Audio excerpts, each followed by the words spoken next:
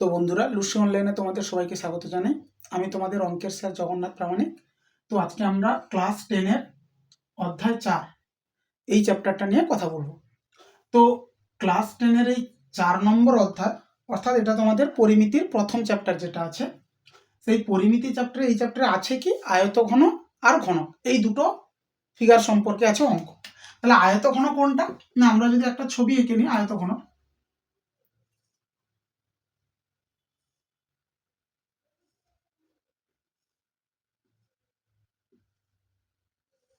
এটা মোটামুটি ভাবে একটা কি আয়তঘনক, আর এর প্রতিটা সাইড যখন সমান হয়ে যাবে সেটা হবে কি ঘনক।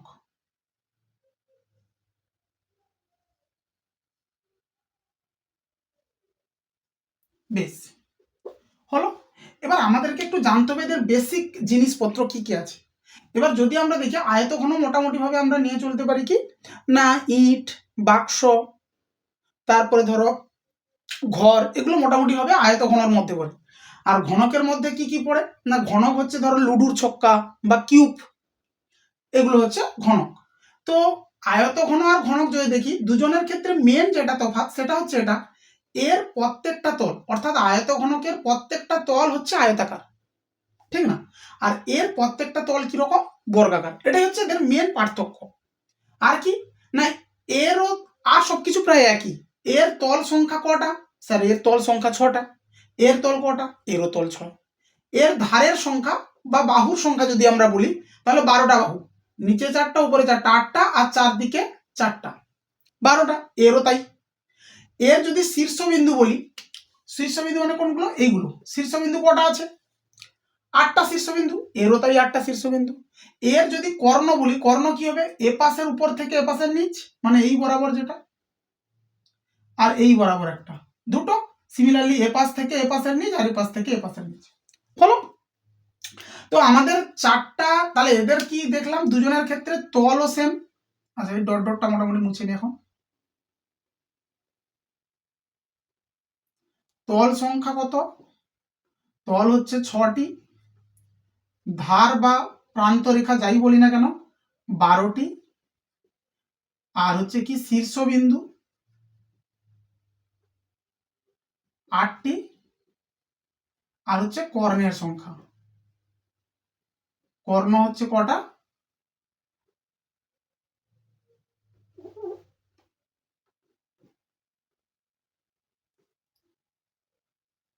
কর্ণ আমাদের হচ্ছে 4টি। ঠিক। এবার একটুখানি খেয়াল করি, এবার এর যেহেতু প্রত্যেকটা তল আয়তাকার, তাহলে এর আমরা ভাবতে পারি এই যে লেন্থ, সেটাকে আমরা এ ভেবে নিলাম, ঠিক না? প্রস্থকে বি, আর উচ্চতা যেটা, এটা কি, এটা যেটা খুশি ধরি, এটা ধরো কত, সি। তাহলে এর ক্ষেত্রে কি হবে না, এর ক্ষেত্রে স্যার যেটাই এ সেটাই বি সেটাই সি। এর ক্ষেত্রে প্রত্যেকটা জিনিস কি করি, এটাও যদি এ হয় তাহলে এটাও এ, এটাও চেঞ্জ শুধু দেখো। এবার এর আমাদের শিখতে হবে 3টা সূত্র, এরও তাই সেম সেম 3টা সূত্র। এর ক্ষেত্রে কি না, সমগ্র তলের ক্ষেত্রফল,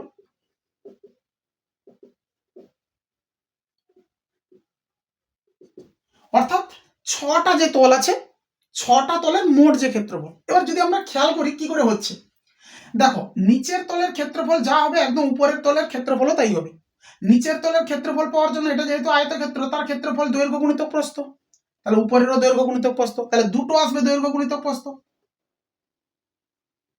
সিমিলারলি এদিকের তলের ক্ষেত্রফল যদি দেখি, এদিকের তলের ক্ষেত্রফল দৈর্ঘ্য গুণিতক প্রস্থ, মানে বি আর সি আসবে, তাহলে দুটো আসবে বি সি, কেন এটা যা হবে এটাও তাই হবে। আর যদি আমরা এই সামনের ফ্রন্টের মানে ক্ষেত্রফল নিই, তাহলে দৈর্ঘ্য গুণিতক প্রস্থ মানে এ ইন্টু সি, এরকমও দুটো আসবে। তাহলে আমাদের আয়তঘনকের সমগ্র তলের ক্ষেত্রফলের সূত্র কি হলো, 2 into A B BC AC, যেখানে এ বি সি এরা কারা, দৈর্ঘ্য প্রস্থ উচ্চতা। আচ্ছা, সিমিলার ওয়েতে যদি আমরা এর নিয়ে নিই, তাহলে এর ক্ষেত্রে কি হবে, এর সমগ্র তল,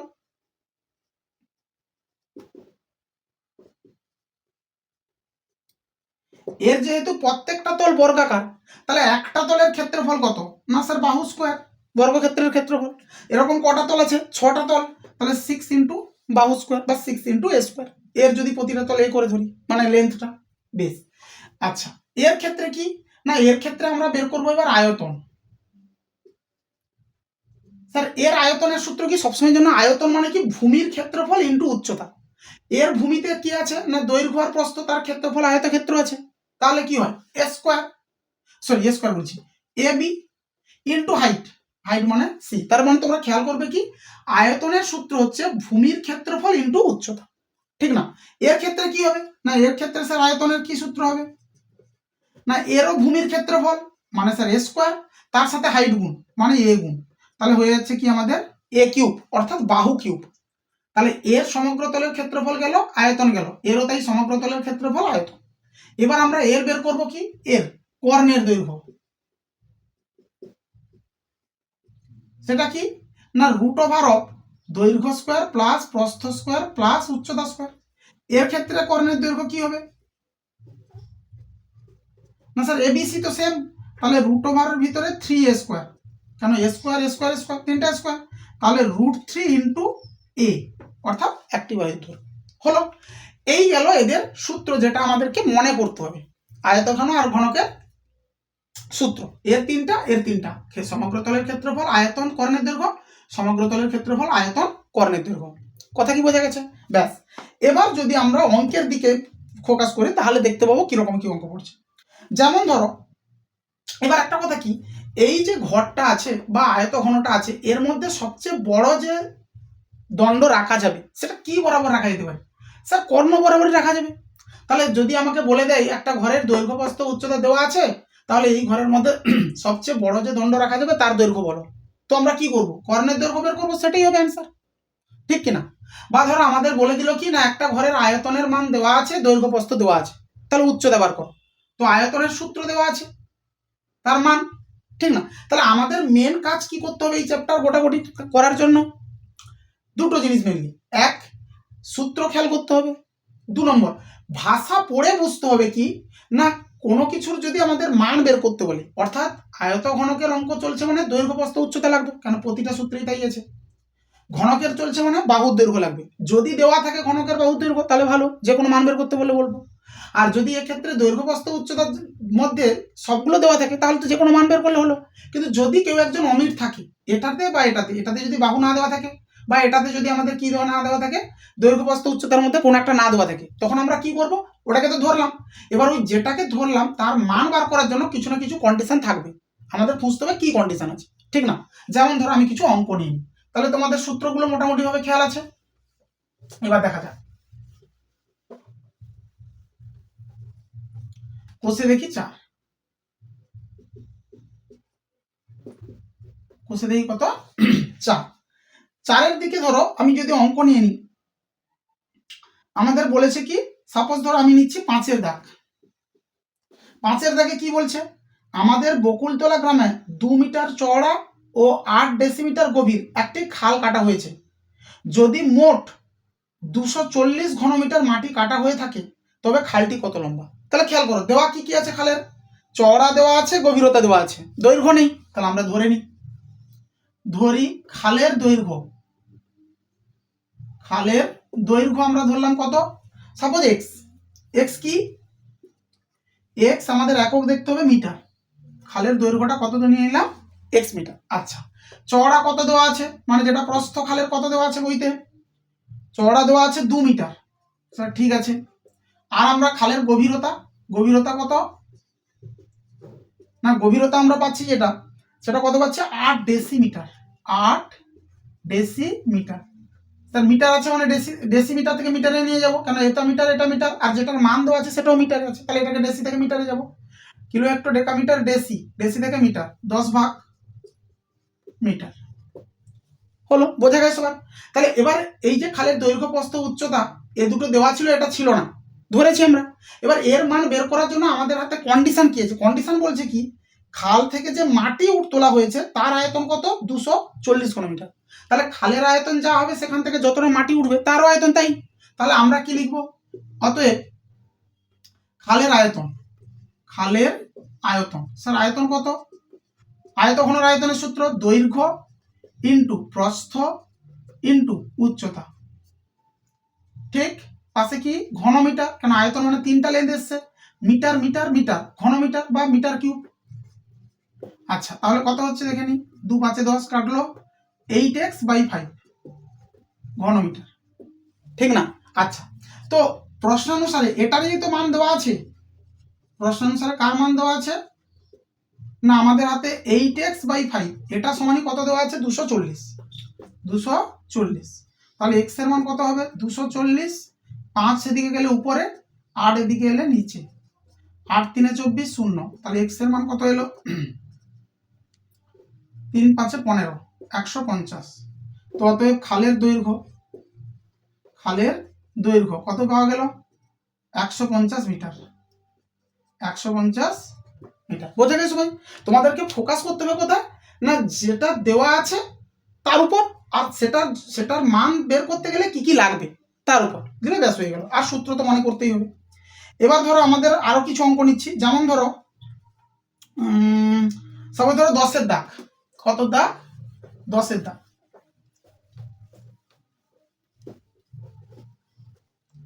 আচ্ছা, 10-এর দাগে কি বলছে না বলছে একটি ঘনকের প্রতিটি বাহুকে 50% কমানো হলো। আচ্ছা, তার মানে ঘনক একটা ছিল যেরকম হোক, তার প্রতিটা বাহুকে কি করে দিয়েছি 50% কমিয়ে দিয়েছি, মানে আরো ছোট ঘনক হয়ে গেছে। তো আমাকে বলছে আগের ঘনক আর পরের ঘনক, মূল ঘনক আর পরিবর্তিত ঘনকের ঘনফলের অনুপাত মানে আয়তনের অনুপাত বের করতে হবে, অর্থাৎ এরও আয়তন বের করতে হবে, এর আয়তন বের করতে হবে। এবার তোমরা ফোকাস করো, এর আয়তন বের করতে গেলে বাহুর দৈর্ঘ্য চাই, আমরা ধরে নিলাম কিছু একটা, তাহলে এর বাহুর দৈর্ঘ্য যা হবে এখানে তার বাহুর দৈর্ঘ্য কত হবে না এর 50% কম, মানে তার হাফ হবে, স্যার 50% কম মানে তো হাফ।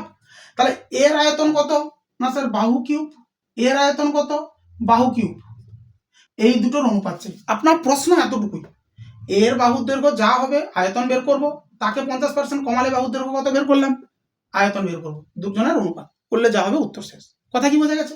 তাহলে আমরা ধরি কিভাবে, ধরি ঘনকের বাহুর দৈর্ঘ্য, ঘনকের বাহুর দৈর্ঘ্য বা ধারের দৈর্ঘ্য এ একক, বাহুর দৈর্ঘ্য কত একক এ একক।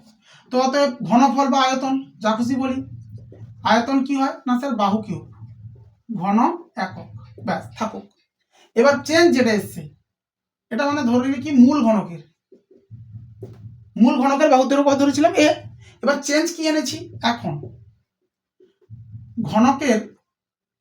ঘনকের বাহুর দৈর্ঘ্য কি করা হচ্ছে না ঘনকের বাহুর দৈর্ঘ্যকে 50% কমানো হলো বা কমালে, ঘনকের বাহুর দৈর্ঘ্য 50% কমালে বাহুর দৈর্ঘ্য কত হয় না স্যার বাহুর দৈর্ঘ্য হয় এ ছিল 50% কমিয়েছি 100 থেকে 50 বিয়োগ, তো 50/100,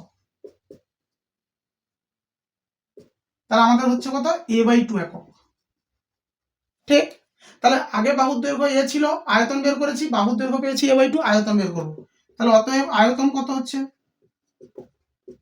না স্যার বাহু কিউব, অর্থাৎ a³/8 ঘন একক, ঠিক না?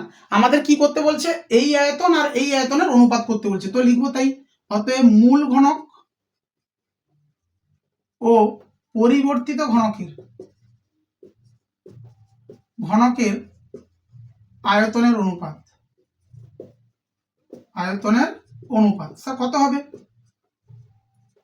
মূল ঘনকের আয়তন বাহু কিউব ছিল a³ অনুপাত এর কি আছে a³/8, আমরা কি করি উল্টে নিই, কেন অনুপাত মানে ভাগের মতো তাই গুণ দিয়েছি উল্টে গেছে, a³ কেটে গেল, 8/1 মানে কত এসছে আমাদের 8:1। বোঝা গেছে সবার? একদমই সিম্পল, ছোট এইটুকু 1 মার্কের অঙ্ক বলেই যে জাস্ট চেক করবে উত্তর বলে দেবে। আচ্ছা, এবার ধরো আমরা নিচ্ছি কত দাগ, সাপোজ ধরো 12 দাগ, কত দাগ নিচ্ছি আমরা 12। আচ্ছা 12তে ভাষা পড়ে নাও কি আছে, 12তে বলছে একটি চা বাক্সের ভিতরের দৈর্ঘ্য প্রস্থ উচ্চতা দেওয়া আছে, অর্থাৎ যেখানে চা থাকবে তার দৈর্ঘ্য প্রস্থ উচ্চতা দেওয়া আছে, বেশ। এবার বলছে কি চা ভর্তি বাক্সের ওজন দেওয়া আছে, কিন্তু খালি অবস্থায় বাক্সের ওজন দেওয়া আছে। তাহলে খেয়াল করো এটা ধরো একটা বাক্স, ঠিক না, এর দৈর্ঘ্য প্রস্থ উচ্চতা জানি, এর ভেতরে যে চা থাকবে অর্থাৎ এই ভেতরকার ফাঁকা জায়গাটার যে আয়তন সেটাই হচ্ছে চায়ের আয়তন হবে, কারণ ওই ভেতরেই তো চা থাকবে, তাহলে চায়ের আয়তন যেটা সেটা হচ্ছে ফাঁকা জায়গার আয়তনের সঙ্গে সমান। আচ্ছা, এবার কথা হচ্ছে এই জায়গাটার আয়তন তো পেলাম। এবার বলেছে কি চা যখন এর ভিতর ভর্তি থাকে তখন বাক্সের ওজন দেওয়া আছে, আর যখন চা থাকে না অর্থাৎ খালি অবস্থায় বাক্সের ওজন দেওয়া আছে। তাহলে আমরা যদি ওই দুজনের বিয়োগ করি কি পাবো স্যার? চায়ের ওজন পাওয়া যাবে। চা ভর্তি বাক্সের ওজন জানি, খালি অবস্থায় বাক্সের ওজন জানি, দুটোর বিয়োগ করলে কি পাবো? চায়ের ওজন পাবো। সেখান থেকে আমাদের কাজ চলে আসবে, কেন আমাদের বলেছে তাহলে যত ঘন ডেসিমি চায়ের ওজন পেলাম আমাদের বের করতে কি বলেছে? 1 ঘন ডেসিমি চায়ের আয়তন, চায়ের ওজন কত। তাহলে আমরা প্রথমে লিখে নিই চা বাক্সের ভিতরের দৈর্ঘ্য, চা বাক্সের ভিতরের দৈর্ঘ্য কত দেওয়া আছে বইতে? চা বাক্সের ভিতরে দৈর্ঘ্য দেওয়া আছে 7.5 ডেসিমিটার, 7.5 ডেসিমি। আচ্ছা, প্রস্থ কত দেওয়া আছে? প্রস্থ দেওয়া আছে আমাদেরকে কত? 6 ডেসিমিটার, 6 ডেসিমিটার। আর উচ্চতা কত দেওয়া আছে? চা বাক্সের ভিতরের উচ্চতা দেওয়া আছে 5.4 ডেসিমিটার, 5.4 ডেসিমিটার হলো। তো অতএব চা বাক্সের ভিতরের আয়তন, তাহলে কি লিখছি আমরা? বাক্সের ভিতরের আয়তন, বাক্সের ভিতরের আয়তন। স্যার ভিতরের আয়তনের সূত্র কি হবে? দৈর্ঘ্য ইন্টু প্রস্থ ইন্টু উচ্চতা। তো দৈর্ঘ্য ইন্টু প্রস্থ ইন্টু উচ্চতা, পাশে কি ঘন ডেসিমি। ব্যাস, থাকুক, গুণ করার দরকার নেই, থাকুক অতটা, বা গুণ করলেও করতে পারো কোনো ব্যাপার। আচ্ছা ঠিক আছে, কাটাকাটি করে নি। 10 10 কিসে কাটছে? ধরো আমরা 2 দিই, 2 3 6, 2 5 10, 5 এটা কেটে দিই, 15 5 75। আবার এখানে ধরো 5 দিয়ে দিই, 5 3 15, 5 2 10, 2 কেটে দিই এটাকে 27। তাহলে কত হচ্ছে? 27 9, 27 3 81, 81 3 3 1 3, 3 8 24 ঘন ডেসিমি। ঠিক, এটা গেল যে জায়গাটায় চা থাকবে এই ফাঁকা জায়গার আয়তন। এবার ওখানে কতটা চা আছে তার ওজনও বলে পেয়ে যাবো। কি করে পাবো? না এখন দিয়ে আমরা লিখছি কি? চা ভর্তি বাক্সের ওজন, চা ভর্তি, বা শুধু এত ভাষা না দিয়ে তোমরা এটাও বলতে পারো এখন চায়ের ওজন সমান, এখন চায়ের ওজন, চায়ের ওজন, চায়ের ওজন কত পাবো? মানে বাক্সের মধ্যে যতটা চা থাকে তার ওজন কি করে পাবো? না চা ভর্তি বাক্সের ওজন দেওয়া আছে কত?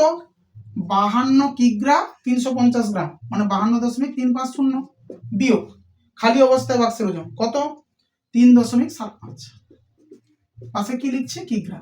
বেশ, তো এখান থেকে আমরা বিয়োগ করে নিই। 0 হলে 0 0, আচ্ছা এখানে কত হচ্ছে? 0 0 হলো 7, 13 থেকে 7 গেলে 6 দশমিক। আচ্ছা এখানে কত হচ্ছে? 12 ছিল, 11 থাকবে, আর 11 থেকে 3 গেলে 8, আর এখানে 4, এত কিগ্রা। ঠিক, তাহলে খেয়াল করো, এত ঘন ডেসিমি চায়ের ওজনই তো এত কিগ্রা, কেন অতটাই তো চা ছিল ভিতরে। তাহলে আমরা কি লিখছি? অতএব 243 ঘন ডেসিমি চায়ের ওজন, চায়ের ওজন কত লিখছি? 48.6 কিগ্রা। তাহলে আমরা চাই কত ডেসিমি চায়ের ওজন? 1 ঘন ডেসিমি। তো 1 ঘন ডেসিমি চায়ের ওজন কত হবে? নিশ্চিত কম হবে। তাহলে 48.6 বাই 243, দশমিক তুলে এখানে কত নিয়ে নিলাম? 10। তাহলে 243 2 কেটে যাচ্ছে, আর 2 1 2, 2 5 10। তাহলে উত্তর এলো কত? 1/5। এটা কিসে এসছে? একক, কিগ্রা এসছে। আমরা যদি গ্রাম করতে চাই তাহলে গুণ করে দেবো 1000 গ্রাম, যদি করতে চাই, না হলে 1/5 তো কোনো ব্যাপার না, ঠিকই আছে, কারণ আমাদের তো গ্রাম করতে বলেনি। গ্রাম করলে কি হবে? শুধু এককটা দশমিকে আসবে না বা ভগ্নাংশে আসবে না, পূর্ণ সংখ্যা আসবে। তো 5 2 10 0 0, অর্থাৎ কত গ্রাম এলো? 200 গ্রাম। তাহলে 1 ঘন ডেসিমি চায়ের ওজন কত বেরোলো? 200 গ্রাম। বোঝা গেছে? একদমই সিম্পল, কোনো ব্যাপার নয়। আচ্ছা এবার ধরো একইভাবে অঙ্ক দিয়েছে, আমরা নিয়ে নিলাম কত? এগুলো সবই একই রকমের অঙ্ক আছে, তোমাদের শুধু ভাষা পড়ে বুঝতে হবে একটুখানি। সাপোজ ধরো 15 দাগ, কত দাগ নিচ্ছি আমরা? 15 দাগ নিচ্ছি। আচ্ছা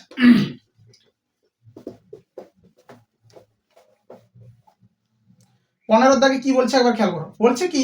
ঘনকাকৃতি একটি সম্পূর্ণ জলপূর্ণ চৌবাচ্চা থেকে সমান মাপের 64 বালতি জল তুলে নিলে চৌবাচ্চাটির 1/3 অংশ জলপূর্ণ থাকে। এটুকু কথার মিনিং কি?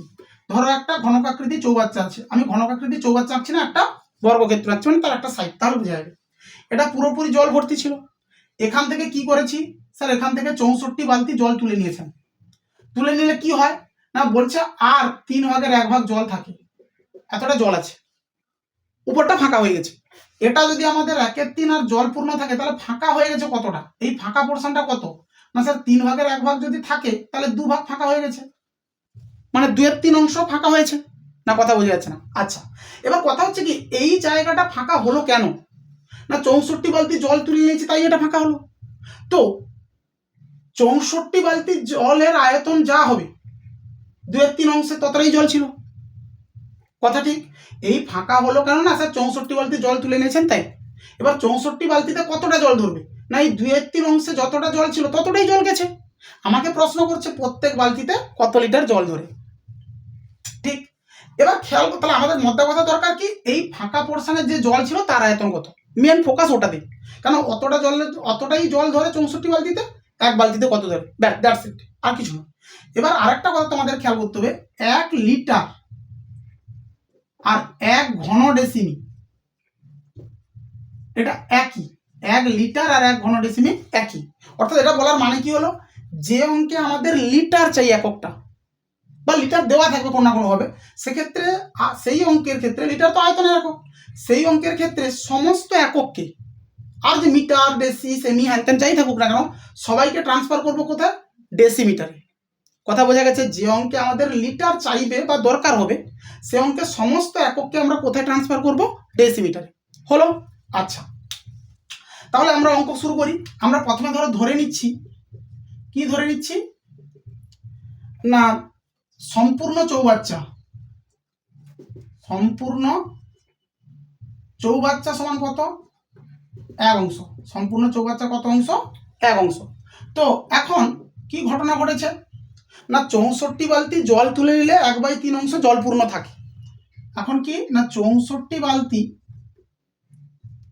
জল তুলে নেওয়ার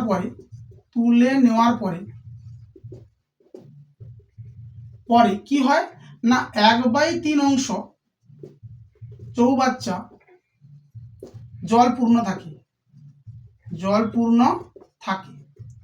তাহলে স্যার খালি থাকে কতটা, উপরে ফাঁকা পোর্শনটা কত, অতএব খালি থাকে কতটুকু, না 1 বিয়োগ 1/3, অর্থাৎ কিনা 2/3 অংশ, এতটা আমাদের খালি হয়ে গেছে, ঠিক। চাই কি কত, ওই 2/3 অংশে যে জলটা ছিল তার আয়তন কত। আচ্ছা, তো আবার দরকার নেই, এখন চৌবাচ্চার প্রত্যেক ধারের দৈর্ঘ্য,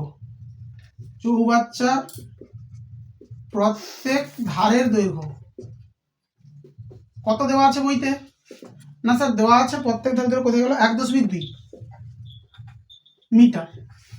কিন্তু আমরা কি বলেছি, যেই আমাদের একক লিটার লাগবে লাস্ট অফ অল, তাহলে আমরা মিটারটাকে কি নিয়ে যাবো, ডেসিমিটার। তাহলে স্যার মিটার থেকে ডেসি করতে গেলে 10 দিয়ে গুণ, অর্থাৎ 12 ডেসিমিটার, ঠিক।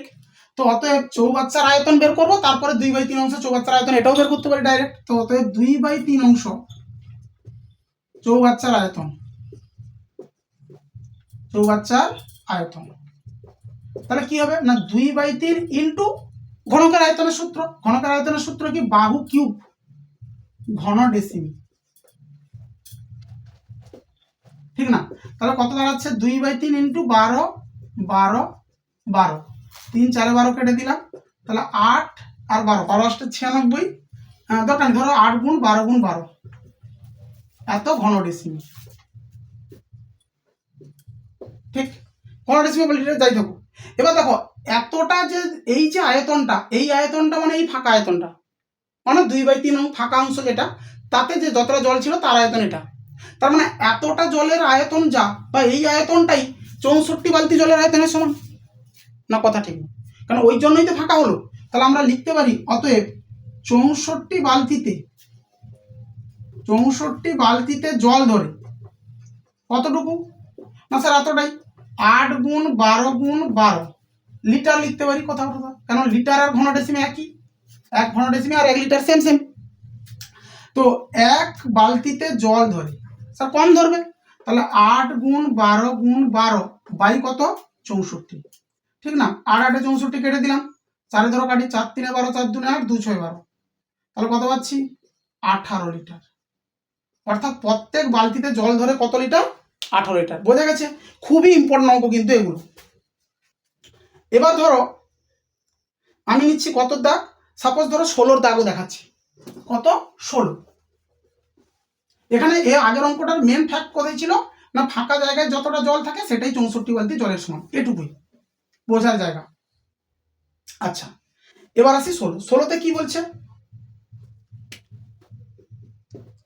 16তে বলছে কি, 1 গ্রস দেশলাই বাক্সের একটি প্যাকেটের দৈর্ঘ্য প্রস্থ উচ্চতা দেওয়া আছে। আচ্ছা স্যার 1 গ্রস মানে কি? বইতে তোমাদের হিন্টস দেওয়াই আছে। 1 গ্রস মানে হচ্ছে 12 ডজন। তাহলে 1 ডজন মানে 12টা হয়, তাহলে 12 ডজন কত? 144টা। খেয়াল করো ব্যাপার একটা, 144টা দেশলাই বাক্স আছে, এরকম ছোট ছোট বাক্স আছে, মিলে একটা প্যাকেট তৈরি হচ্ছে। সেই প্যাকেটের দৈর্ঘ্য প্রস্থ উচ্চতা আমাদেরকে দেওয়া আছে, ঠিক না? তাহলে আমরা লিখে নিই 1 গ্রস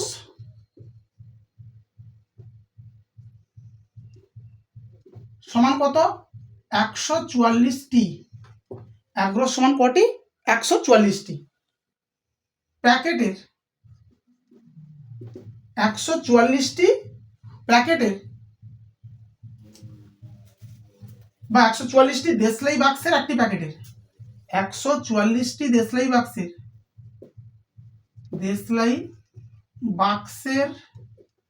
একটি প্যাকেটের, 144টি দেশলাই বাক্সের একটি প্যাকেটের কি কি দেওয়া আছে? স্যার দৈর্ঘ্য দেওয়া আছে। কত দেওয়া আছে দৈর্ঘ্য? 2.8 ডেসিমিটার। ডেসিমি থেকে আমরা কি করছি, ধরো সেমি করে নিচ্ছি, ডেসি সেন্টি, তাহলে 10 দিয়ে গুণ মানে 28 সেমি হয়ে যাবে। প্রস্থ কত? না স্যার প্রস্থ দেওয়া আছে 15 ডেসিমিটার, মানে সরি 1.5 ডেসিমিটার, অর্থাৎ এটা হয়ে যাবে কত? 15 সেমি। আর উচ্চতাও দেওয়া আছে কত?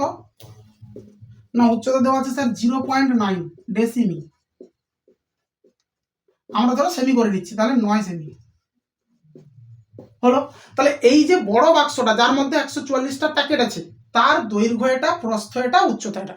আমাকে কি জিজ্ঞেস করছে না স্যার তাহলে একটা দেশলাই বাক্সের আয়তন বলুন। একটা দেশলাই বাক্স মানে এই 144টা প্যাকেটের আয়তন আমরা বের করতে পারবো, কারণ এই বাক্সের আয়তন যা, 144টা প্যাকেটের আয়তন তা, তাকে 144 দিয়ে ভাগ করলেই একটা দেশলাই বাক্স পাবো, বাস দ্যাটস ইট।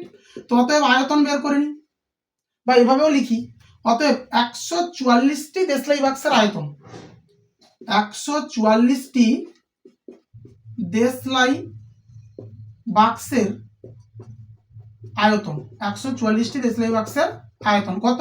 না স্যার দৈর্ঘ্য গুণিতক প্রস্থ গুণিতক উচ্চতা, পাশে কি? ঘন সেমি। 144টা দেশলাই বাক্সের আয়তন কত হচ্ছে? 28 গুণিতক 15 গুণিতক 9 ঘন সেমি। আমরা কি চাই? একটা দেশলাই বাক্সের আয়তন। তো বের করে নিই, একটি দেশলাই বাক্সের আয়তন কি হবে স্যার? কম হবে, তো ভাগ করে দিই, 28 15 9 বাই কত? 144 ঘন সেমি। তো কাটাকাটি করে নিই, ধরো 9 16 144, 4 4 16, 4 7 28, আর কিছু আর কাটছে না, তাহলে 15 5 75 বাই কত? 4 ভাগ করে দিই, 4 কত হবে? 4 1 4 2 15 15 7 105, সরি 15 7 105, তাহলে 4 2 8 2 25, 4 6 24 1 মানে 2 5 ঘন সেমি। তাহলে এটা গেল কি একটা দেশলাই বাক্সের আয়তন, ফার্স্ট পার্ট কমপ্লিট। সেকেন্ড পার্টে ওখানে কি বলছে, যদি একটি দেশলাই বাক্সের দৈর্ঘ্য 5 সেমি এবং প্রস্থ 3.5 সেমি হয় তবে তার উচ্চতা কত? তো সিম্পল, একটা দেশলাই বাক্সের আয়তন তো আমাদের হাতে আছে। আয়তন মানে কি? দৈর্ঘ্য প্রস্থ উচ্চতার গুণ। তার মধ্যে দৈর্ঘ্য আর প্রস্থ বলে দিয়েছে, উচ্চতা বার করো, তাহলে নিশ্চিতভাবে একে ভাগ করে দেবো দৈর্ঘ্য প্রস্থ দিয়ে, তাহলে বেরিয়ে এলো। না বোঝা গেল না? আয়তনের সূত্র কি? দৈর্ঘ্য গুণিতক প্রস্থ গুণিতক উচ্চতা সমান, এটা জানি। তাহলে দৈর্ঘ্য প্রস্থ যেহেতু জানি, উচ্চতা বের করতে গেলে কি করবো? এদেরকে ওদিকে পাঠাবো। তো এই পাশে গুণ ছিল, এই পাশে গুণ ছিল, পাশে গেলে কি হবে? ভাগ হয়ে যাবে। তাহলে লিখবো কি এখন, একটি দেশলাই বাক্সের দৈর্ঘ্য 5 সেমি, একটা দেশলাই বাক্সের দৈর্ঘ্য কত? 5 সেমি এবং প্রস্থ 3.5 সেমি হলে কি? তার উচ্চতা উচ্চতা। স্যার উচ্চতা কত হবে? না এই আয়তনকে আমরা ভাগ করব কত দিয়ে? দৈর্ঘ্য প্রস্থ দিয়ে। দৈর্ঘ্য গুণ প্রস্থ 3.5। ঠিক, তাহলে দশমিক তুলে এখানে নিয়ে নিই 100, এখানে দশমিক তুলে উপরে দিয়ে দিই 10, 0 0 একটা কাটলাম। আচ্ছা ধরো 5-এ কেটে দিই, একে 5-এ কেটে দিই, 5 5-এ 25, 1 12, 5 2-এ 10, 2 25, 5 5 25। আবার ধরো 5-এ দিয়ে দিই, 5 1-এ 5 0, 5 5 25, 5 2-এ 10। এবার ধরো 35-এ কাটবে, 5-এ 3, 3 5 15, 5 3 9 10, হ্যাঁ 35 3-এ। তাহলে আমাদের উত্তর হচ্ছে কত? 3/3, মানে 1.5 সেমি। 1.5 সেমি। খুব সিম্পল। মেন কথা কি, 144টা প্যাকেটের দৈর্ঘ্য প্রস্থ উচ্চতা দেওয়া ছিল, আয়তন বের করেছি, একটা একটা ভাগ করে দিলাম। এবার এই যে একটা দেশলাই বাক্স, তার আয়তন জেনে গেছি, বলছে তার দৈর্ঘ্য এত প্রস্থ এত, তাহলে উচ্চতা কত? তো স্যার ব্যাস আয়তনকেই ভাগ করবো দৈর্ঘ্য আর প্রস্থ দিয়ে। কেন না, তিনজনের গুণফল তো এটা, তাহলে তার মধ্যে দুজনকে জানি, একজন বের করবো, তো ভাগ করে দিতে হবে। হলো। আচ্ছা এবার ধরো আমরা নিচ্ছি কত দাগ, সাপোজ ধরো কথার কথা 20 দাগ। কত? 20।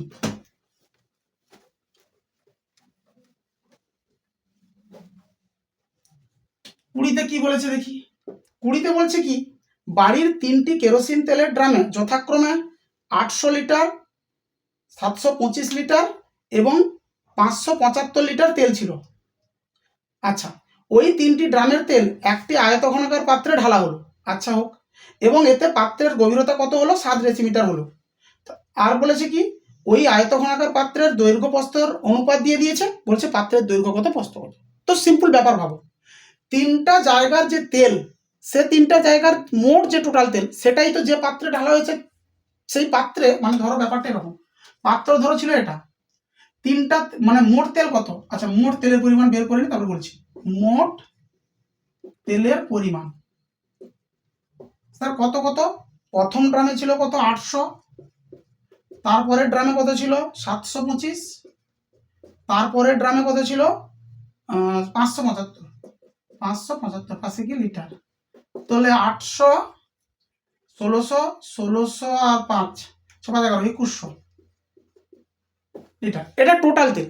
এবার ভাবো এই যে তেলের আয়তনটা, সেটা যখন আমরা ঢেলেছি এখানে এই পাত্রে, তাহলে পাত্রে ধরো এতটা উঠলো, এটা ধরো 7 ডেসিমিটার। ঠিক, তাহলে এই অংশের যে তেলের আয়তন,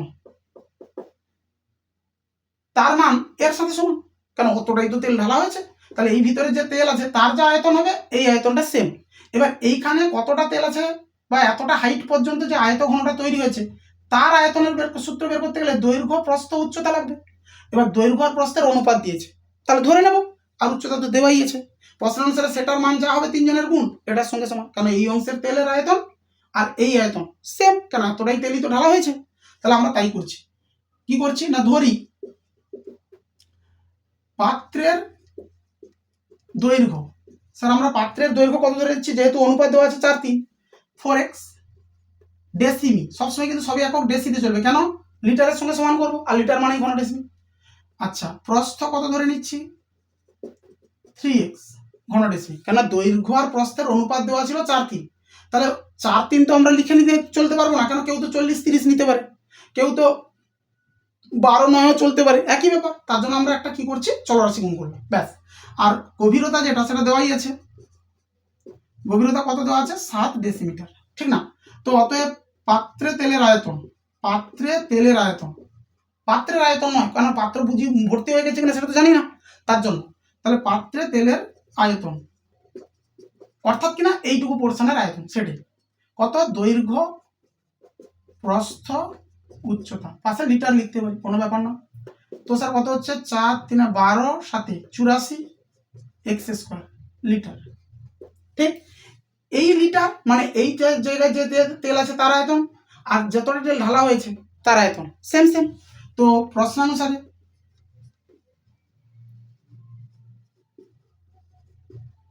কি হবে না স্যার, 84 x স্কোয়ার আর 2100 দুটো সেম। তাহলে এখান থেকে আমরা কি পেয়ে গেলাম, এক্স স্কোয়ারের মান পাচ্ছি কত? 2100/84, 2100/84। তো কাটাকাটি করে নি, ধরো 7 দিই, 7 3 21 0 0, 7 12 84, 12 কেটে যাবে, এটা 12 1 12, না, 12 দুনে 24, 6 60, 12 5 60। তাহলে এক্স এর স্কোয়ারের মান কত এসছে? 25। তাহলে এক্স এর মান আমরা কত পাবো স্যার? 5 পাবেন। প্লাস মাইনাস কেন নয়? এক্সটা কি নিয়েছি? দৈর্ঘ্য এক্স আছে, প্রস্থ মানে দৈর্ঘ্য প্রস্থের আছে। তাহলে দৈর্ঘ্য কি নেগেটিভ হতে পারে? বা প্রস্থ নেগেটিভ, লেন্থ নেগেটিভ হবে না। তার জন্য আমরা মাইনাসটা নিয়ে নিই, প্লাসটাকে নিয়েছি। তো এক্স এর মান পেয়ে গেলাম কত? 25। এক্স 25 পেয়ে যাওয়া মানে কি? পাত্রের দৈর্ঘ্য কত? সরি 25 বলছি, 5। তাহলে পাত্রের দৈর্ঘ্য কত? 4 গুণ 5 20 ডেসিমি। প্রস্থ কত? 3 গুণ 5 15 ডেসিমি। ঠিক, তাহলে তোমরা লিখে নিতে পারবে। অতএব পাত্রের দৈর্ঘ্য,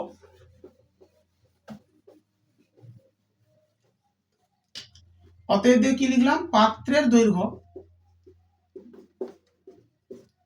কত? না স্যার আমাদের ছিল 4x, আচ্ছা 4 গুণ 5 সমান 20 ডেসিমি। আর প্রস্থ, এবং দিয়ে দিই এখানে প্রস্থ সমান কত? 3 গুণ 5 তো 15 ডেসিমি। এটা ফার্স্ট পার্টের গল্প গেল। পরে বলছে কি, যে যদি ওই আয়তঘনাকার পাত্রের গভীরতা 5 ডেসিমিটার হতো, আগেরটা কত বলেছিল? 7 ডেসিমিটার বলেছিল, যে 7 পর্যন্ত তেল উঠেছে। এখন বলছে যদি পাত্রেরই গভীরতা মানে পুরোপুরি যে পাত্রটা ছিল এটা, এই লেন্থটা যদি 5 ডেসিমিটার হয়, ওই একই পাত্রের যার দৈর্ঘ্য 20 প্রস্থ 15, তার উচ্চতা যদি 5 ডেসিমিটার হতো, তাহলে তার মধ্যে 1620 লিটার তেল কি রাখা যেত? এটা জিজ্ঞেস করছে। স্যার 1620 লিটার তেল রাখতে গেলে আমরা যদি পাত্রের আয়তনকে বার করি, তার মান যদি 1620 থেকে বেশি হয় তো হ্যাঁ স্যার রাখা যাবে, আর যদি কম হয় তাহলে না রাখা যাবে না। আমাকে চেক করতে বলছে। তাহলে কি লিখবো? আবার যদি পাত্রের গভীরতা 5 ডেসিমিটার হয়, না কত বলেছে? হ্যাঁ 5 ডেসিমিটার হয়, 5 ডেসিমি হয়, তবে পাত্রের আয়তন, পাত্রের আয়তন স্যার কি সূত্র? দৈর্ঘ্য প্রস্থ উচ্চতা। উচ্চতা তো 5ই বলেছে, ঘন ডেসিমি বা লিটার যাই বলি। তাহলে কত হচ্ছে? 15, 5 দুনে 10, 100, 1500 লিটার। তাহলে ভাবো এবার, এই পাত্রের আয়তন যদি 1500 লিটার হয়, তার মধ্যে কি 1620 লিটার তেল রাখা যাবে? নিশ্চিতভাবে না। তাহলে তাই লিখবে তোমরা। অতএব পাত্রে 1620 লিটার তেল রাখা যাবে না। অতএব ওই পাত্রে 1620 লিটার তেল রাখা যাবে না, রাখা যাবে না। ব্যাস, এটাই হলো উত্তর। হলো, ব্যাস। এই মোটামুটি ভাবে গেল ইম্পর্টেন্ট যে সমস্ত প্রশ্ন, সেগুলোই কম বেশি। এরপরে যদি আমরা শর্ট প্রশ্নের দিকে দেখি, শর্ট প্রশ্নের মধ্যে ধরো আমি একদম নিচ্ছি 24-এর আইভি। 24-এর কত? আইভি। চেক করো। বলছে কি, দুটি ঘনকের আয়তনের অনুপাত দেওয়া আছে 1:27। ঠিক, ব্যাপারটা ভাবো। আয়তনের অনুপাত দেওয়া আছে কার? দুটি ঘনকের। আমি লিখি একবার, দুটি ঘনকের আয়তনের অনুপাত, আয়তনের অনুপাত স্যার কত দেওয়া আছে? 1:27। এবার খেয়াল করো নিজের একবার, আয়তনের অনুপাত যদি 1:27 হয়, তাহলে স্যার বাহুগুলো ছিল কত করে? না স্যার এই পার্টটাকে যদি আমরা হোল কিউব করে নিই, তাহলে খেয়াল করো নিশ্চিতভাবে প্রথম যে ঘনকটা ছিল তার বাহুর দৈর্ঘ্য ছিল 1, আর দ্বিতীয় যে ঘনকটা ছিল তার বাহুর দৈর্ঘ্য ছিল 3, অর্থাৎ এদের বাহুর দৈর্ঘ্যের অনুপাত হবে 1:3। তো অতএব দুটি ঘনকের বাহুর দৈর্ঘ্যের অনুপাত কত আসবে? স্যার 1:3। বোঝা গেছে? তো আমাদেরকে বের করতে বলছে সমগ্র তলের ক্ষেত্রফলের অনুপাত। তো অতএব দুটি ঘনকের সমগ্র তলের ক্ষেত্রফলের অনুপাত, ক্ষেত্রফলের অনুপাত সেটা কত হবে? না স্যার সমান, ক্ষেত্রফলের সূত্র কি? সমগ্র তলের ক্ষেত্রফলের সূত্র 6 ইন্টু বাহু স্কোয়ার। 6 ইন্টু প্রথমটার বাহু ধরো 1 স্কোয়ার, অনুপাত 6 ইন্টু পরেরটার বাহু 3 স্কোয়ার। যেহেতু অনুপাত করতে বলেছে 6 6 কেটে গেল, তাহলে 1 অনুপাত কত? 9। এটা উল্টো দিক থেকে এবার ব্যাপারটা ভাবো। যদি আমাদের হাতে থাকতো সমগ্র তলের ক্ষেত্রফলের অনুপাত, তাহলে আমরা বাহু কি করে বের করতাম? এদেরকে স্কোয়ার করে আসতাম, বাহু পেতাম। যখনই বাহুর দৈর্ঘ্যের অনুপাত পেলাম, আমাদের যদি আয়তন বের করতে বলতো তাদেরকে কিউব করে দিতাম। কথা কি বোঝা গেছে? কি বললাম আমি? আমাদের হাতে ছিল আয়তনের অনুপাত, বের করলাম বাহুর দৈর্ঘ্যের অনুপাত, তারপরে এলাম কোথায় সমগ্রতলের ক্ষেত্রফল। যদি প্রশ্ন উল্টোও পড়ে, সমগ্রতলের ক্ষেত্রফলের অনুপাত জানি, সেখান থেকে বের করবো বাহু। স্যার কি করে পাবেন? এদেরকে স্কোয়ার করলে যেটা হয়, কেন সমগ্রতলের ক্ষেত্রফলের সূত্র কি 6a স্কোয়ার, বাহু স্কোয়ার, তারপরে আয়তন বাহু কিউব হলো। আচ্ছা, সিমিলার ওয়েতে ধরো আরো একটা অঙ্ক দিয়েছে ভিড়টা, ওখানে ভিড় দাগের অঙ্কটাও একবার দেখে নিই।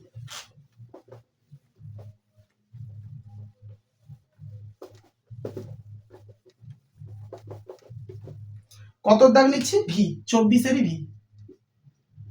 আচ্ছা, 24-এর ভিতে কি বলছে? একটি ঘনকের সমগ্রতলের ক্ষেত্রফল এস বর্গ একক এবং কর্ণের দৈর্ঘ্য কত? ডি বর্গ একক, ডি একক। তাহলে এস আর ডির মধ্যে রিলেশন। আচ্ছা, তাহলে আমরা প্রথমে ধরে নিই ঘনকের বাহুর দৈর্ঘ্য। কেন ঘনকের যে কোনো সূত্র লাগতে গেলে বাহু চাই, ওই জন্য আগে তো বাহু দিতে হবে। বাহু ধরা দেওয়া নেই। ঘনকের বাহুর দৈর্ঘ্য আমরা ধরে নিলাম কত? সাপোজ ধরো এ একক, ঠিক। এবার আমাদেরকে দেওয়া আছে কি কি? কর্ণের দৈর্ঘ্য দেওয়া আছে, সমগ্রতলের ক্ষেত্রফল দেওয়া আছে। তাহলে 6a স্কোয়ারের মান দেওয়া আছে এস, এবং কর্ণের দৈর্ঘ্য √3 ইন্টু বাহু সমান দেওয়া আছে কত? ডি। এই দুটো দিয়েছে, দিয়ে বলছে যে এস এর সঙ্গে ডির রিলেশন বার করো। তাহলে স্যার কথা হচ্ছে এস আর ডির মধ্যে যদি রিলেশন বার করতে চাই, এ কে তাড়াতে হবে, ঠিক কিনা? এখানে চলরাশি তিনটা ইনক্লুড হয়েছে, আমরা একটা ধরেছি আর এস আর ডি ছিল, আমরা চাই তো এদের মধ্যে রিলেশন। তাহলে এ কে হাঁটাই। এ কে হাঁটানোর জন্য কি করছি? স্যার এ এখান থেকে বের করে নিই, যে কোনো একটা থেকে বের করে আরেকটা বসাবো। তো এখান থেকে বের করে নিচ্ছি, এই মানটা নিয়ে এখানে বসাচ্ছি। তাহলে কি হবে? 6 ইন্টু ডি বাই √3 তার হোল স্কোয়ার সমান এস। তাহলে এখান থেকে ক্যালকুলেশন করা যাক, 6 ইন্টু ডি স্কোয়ার বাই 3 সমান এস, 3 2 6। তাহলে আমরা যদি অপশানের দিকে তাকাই, কোনটা মিলছে? অপশান ডি মিলছে। দেখো, ডি স্কোয়ার সমান এস বাই 2, অপশান ডি হচ্ছে এর উত্তর, ঠিক না? ব্যাস, এই তো মোটামুটি অঙ্ক গেল। এবার লাস্টের 525-এর থেকে অঙ্ক তোমরা পড়তে পারবে। এখানে শর্ট প্রশ্ন তেমন একটা বেশি কিছু নেই, এই মোটামুটি ভাবে অঙ্ক হলো। আমি মোটামুটি ভাবে যেগুলো ইম্পর্টেন্ট অঙ্ক সেগুলোই প্রায় করিয়ে দিয়েছি এই চ্যাপ্টারের। তো ইম্পর্টেন্ট অঙ্কগুলোই তোমরা ভালো করে প্র্যাকটিস করো, বাদ বাকি যে অঙ্কগুলো আছে সেগুলোও তোমরা করতে পারবে। কিন্তু মোদ্দা কথা যেটা দাঁড়ালো সেটা হচ্ছে কি, এই চ্যাপ্টারের অঙ্ক করতে গেলে তোমাদের মেন চাই দুটো কথা। এক, সমস্ত সূত্র খেয়াল করা আয়তঘন আর ঘনকের, প্লাস ভাষা পড়ে খেয়াল করা সেটাই, যে আমাদের যদি কোনো একটা মান ধরতে হয়, ওই ধরা মানটার যে মানে যেটা ধরলাম তার মান বের করার জন্য আমাদের হাতে দিয়েছে কি। ভাষা পড়ো, একবার দুবার পড়ো, সময় লাগাও, তাহলে দেখবে সহজে বোঝা যাবে, নিজেদেরকে খাটতে হবে। হলো, তো থাকুক আজকে এতটাই। থ্যাংক ইউ সবাইকে।